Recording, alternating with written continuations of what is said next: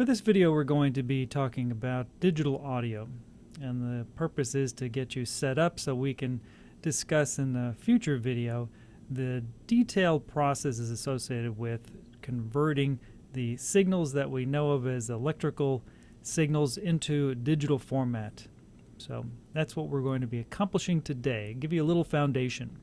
So we're going to start things off looking at our PowerPoint and just talking over a few key ideas. We'll talk about what the benefits are of digital audio. There are quite a few, and some of them are ones that you've been benefiting from pretty much probably through your entire lives to some extent. We'll also talk about comparisons to analog audio, which is kind of what we've been talking about in general up to this point. And then we'll talk about some parallels so that you have something else that you're engaged with on a regular basis where there's a digital conversion going on, and so you can get a sense for how that's working, and then we'll apply it to the concept of audio. So let's go ahead and jump into this. One of the things I like to touch upon in the beginning is just a discussion about what the benefits are of digital audio. And there are quite a few, actually. One of them is that, well, it's pretty much noise-free. What noise is in the system can be minimized, and it's something that allows us to actually remove excess noise, which is something we'll be doing in a couple of weeks when we talk about some signal processing. It's also important to recognize that we've got some clear sound quality overall. It means we're gotten to the point where we're doing a good job of mapping the different kinds of sounds that are evident in these waves and being able to reproduce them fairly accurately. And so that's why we get an improved clarity. One of the things that has been really important probably through your lives is the idea that we can make copies without degradation. So there are lots of times in which we're making copies of digital audio and sending them to other people that we know, and the replications are just as good as the original, especially if you're using a high-quality digital conversion, which we'll talk about in a little bit. We also have to recognize there's much better storageability. If you have parents who have CDs, or even maybe they've got a collection of albums, you can recognize how much space those take up. And if you can take all of those albums and all of those CDs and you convert them to digital, you can store them in something that you can put in your pocket. And so that's pretty amazing and quite a benefit overall. And then finally, there's this greater flexibility in production. That's something that you've already been able to take advantage of. You're able to go in and have some audio in, and you can cut it and change the cutting points, and you can switch it around, and you can increase the volumes and decrease the volumes. There are lots of things that you can do in an audio processing program that used to have to be done manually, which is just crazy to even think about at this point. So these are just some of the basic advantages to having digital audio. Now let's talk about some of those comparisons and the way in which we sort of move from our understanding of audio from the electrical and acoustical energy purpose or approach and move into this idea of digital, add that component to it all.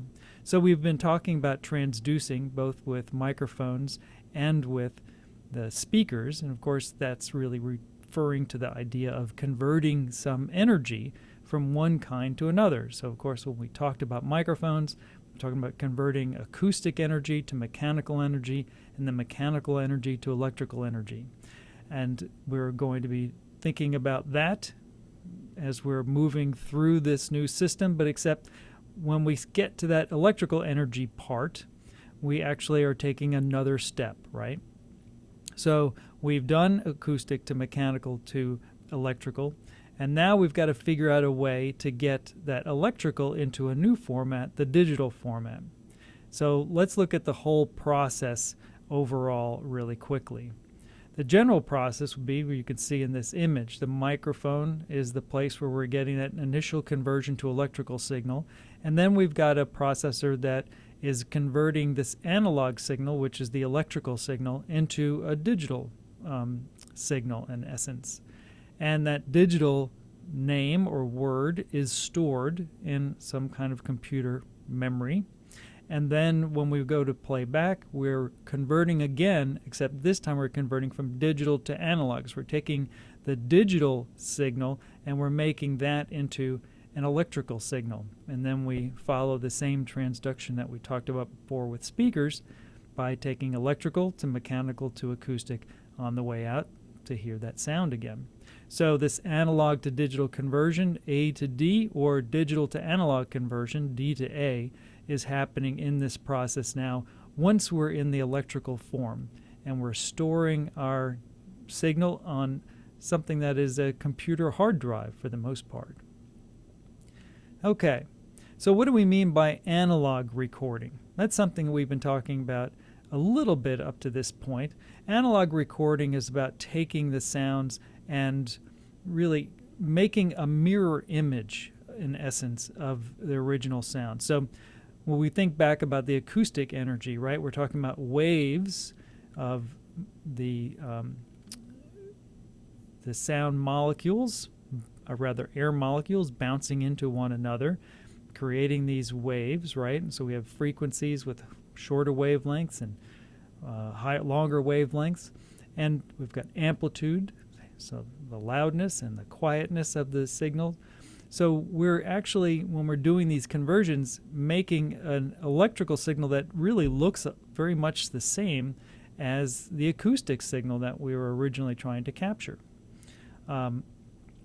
Here's a good example, right? So the original sound wave, as I said, the movement of molecules in the air. When we think about the electrical signal, we still have been talking about sine waves, the positive and negative electrical signal, amplitudes of that electrical signal that we're capturing. And so they look very much the same. The original acoustic wave and the analog electrical signal are very much the same. The digital is quite different now because we're not actually doing this nice mirror approach where there's a nice reflection of what is happening in the acoustic environment. We're actually taking little pieces and adding them together.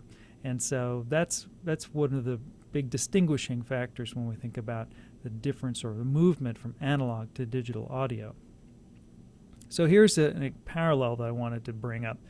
You have all worked with some kind of word processing program, and the way those work is with this ASCII code. And ASCII code is a digital code that basically is being stored for every single one of these kinds of letters or numbers that we might use in our writing. So, like this image shows, if you type a 0, well, the ASCII code would be 00110000. So every time you type a 0, what's saved in the computer is this digital number. And that digital number is always going to be reflecting 0. And if you're trying to, show a visual of something, that text that has been written, well, it's being brought back and showing you that this 00110000 is being displayed, is being tapped into when we want to display a 0 number. So if we were going to spell out something like star, we know that we're using 01010011.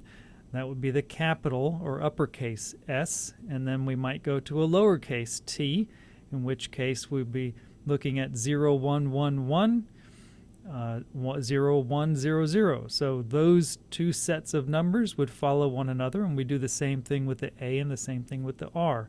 So the computer is holding all those binary numbers, which we'll talk about in the next video, and those numbers are always going to represent this letter or number that we're using in our word processing. So if we jump from this parallel and we think about the idea of the electrical audio signals, what we're thinking about is coming up with a way where we have a binary number, and that number is being used to represent a certain energy level, electrical level, that might be in an audio system. So just this is not exactly how it's laid out, and of course I'm oversimplifying it just for the sake so that we just understand how it works in general. But we might have a number like a voltage of 1 millivolts, and every time the signal is 1 millivolt, it'll store the information of 000001, right? So, and we'd always have that binary number being related to the 1 millivolt measurement. And we would have enough of those to represent a wide range of voltages that might be part of our analog signal, that electrical signal that we're trying to capture and preserve in digital form. So that gives us the quick overview, and again, it's a general discussion and a general understanding of how it's working. We don't have to know all of the details about how the digital processing is working, but it's nice to understand it generally, and we'll need some of this information when we think about choosing different settings in our recording approach and that kind of thing. So that is going to wrap up this particular video.